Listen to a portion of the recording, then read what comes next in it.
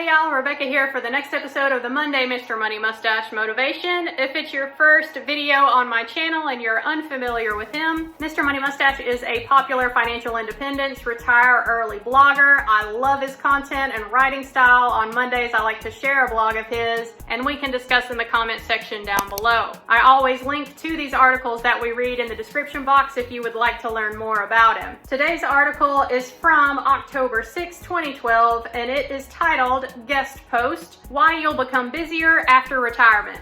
Darrow Kirkpatrick, still rocking the rocks at 50. A few weeks ago, I met another early retiree while attending the Financial Blogger Conference in Denver. I found I had a lot in common with this guy, from our shared former career to our optimism about life in general. Darrow Kirkpatrick retired at age 50, and he told me that he is finding life to be more fulfilling and oddly at least as busy as it was when he was employed. Since he has a few years on me, I asked if he'd be willing to share his own perspective on what the transition has been like, and here's what he came up with to share with you. Why you'll become busier after retirement. I reached financial independence and retired from my software engineering career at age 50 last year. My wife Caroline and I were hardwired for frugality and saving from the start. We avoided debt, lived in the same modest house for the past 16 years, minimized commuting. I worked from a home office, saved a third or more of my salary, and invested in stocks, bonds, and bicycles instead of fancy German vehicles. Recently I was asked, why did you retire early? That threw me. Doesn't everybody want financial freedom so they can do exactly what they want in life? Even if you love your work, wouldn't it be nice to do exactly as you please, a little or a lot, on your own schedule? The first answer that jumped into my mind still seems the truest. Even though I had a rewarding career and was passionate about my work at times, I simply liked other things better. Being outdoors, for example. I always loved hiking, rock climbing, and mountain biking. I did some of the best climbs in the country with some of the best climbers of my generation. And I've ridden for days across Moab backcountry with my teenage son. Those were the peak experiences of my life. So freedom was way more important to me than stuff or status. There was never any doubt in my mind that I would retire as soon as I was able. I wasn't going to be one of those fat cat business guys who kept working because he didn't have a life, but the reality of early retirement has surprised me a bit. Of course, I never bought into the stereotypes, morning on the golf links, afternoon at the beach, evening in the hot tub. But I did expect to have more space in life after I retired. Actually, I got busier. I could have more space if I wanted, but I don't want to.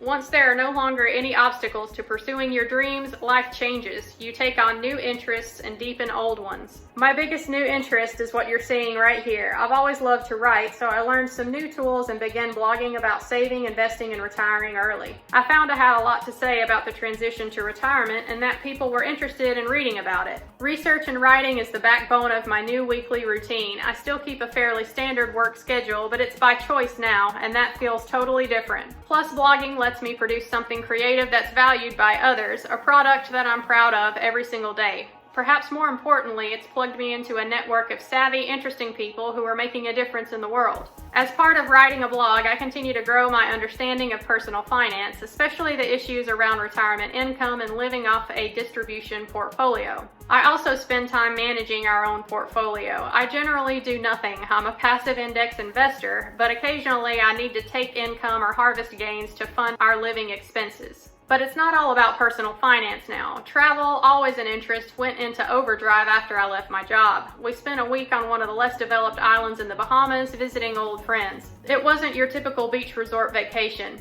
Other than airfare, it was free because we were living with the locals. We hiked, caved, snorkeled, deep sea fished, and boated around some of the most pristine and untraveled oceanfront scenery in the world. I generally hate beaches, but I fell in love with this place. After the Bahamas, we spent a couple weeks climbing and mountain biking in New England and Acadia National Park, Maine.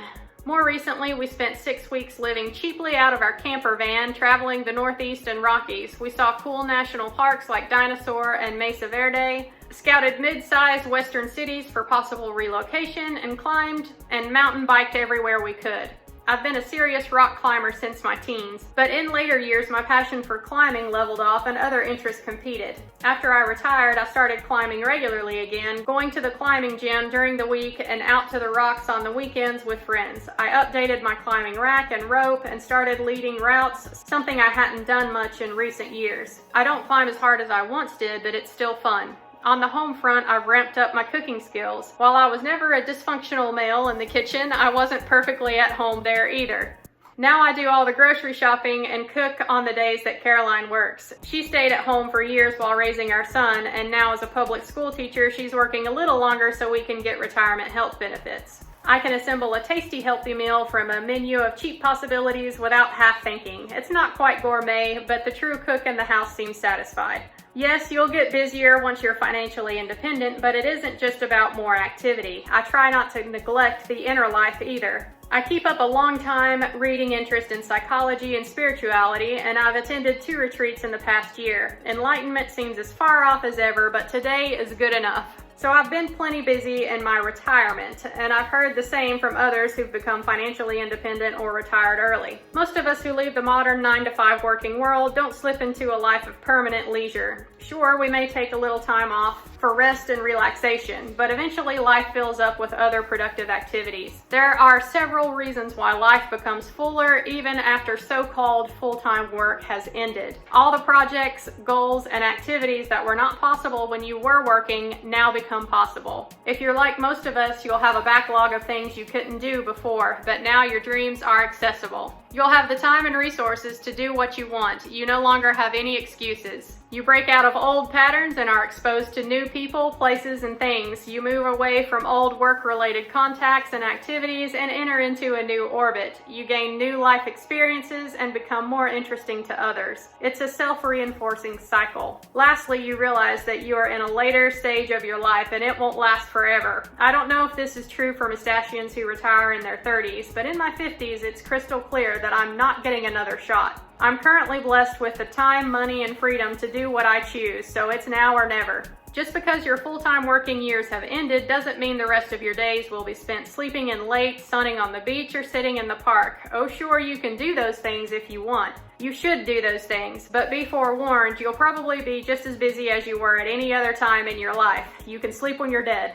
Alright y'all, even though this one was a guest posting and not truly Mr. Money Mustache writing this article, I really do enjoy this one, and I had to share it with y'all because this is just what a FIRE lifestyle looks like from another perspective. And I don't know about y'all, but I think that sounds pretty darn wonderful and is definitely something to aspire to. I kind of get the same feeling that he did when people ask you the question, why would you want to retire early? You know, it seems such a foreign concept to them, but I think that those of us in the FIRE movement, we think about FIRE so much that it kind of becomes the normal mindset for us, so we forget sometimes that people view this lifestyle as something that is completely abnormal and potentially impossible. So they're going to question why we would want to do something like this, right? But to me, once I learned that it is a possibility, it just became the natural choice. The math makes sense, y'all. So yeah, I am going to continue on my own FIRE path. Y'all subscribe down below if you want to follow me on my FIRE journey. And I fully expect that I will remain busy whenever I do pull that trigger and retire early. This YouTube channel has become a great hobby of mine, so that is not something that I'm going to stop after I actually reach FIRE, and I am sure that I will pick up other hobbies and interests along the way and make more time for the hobbies and interests that I already have. So yeah, this was a great one. If there is something that you have been wanting to do, but you feel like you can't do it because you're stuck in your working career, let me know what it is down in the comments section below. I'd love to hear from you. Thanks for watching this one, and I will see y'all next Monday for the next episode of the Monday Mr. Money Mustache Motivation. Bye guys.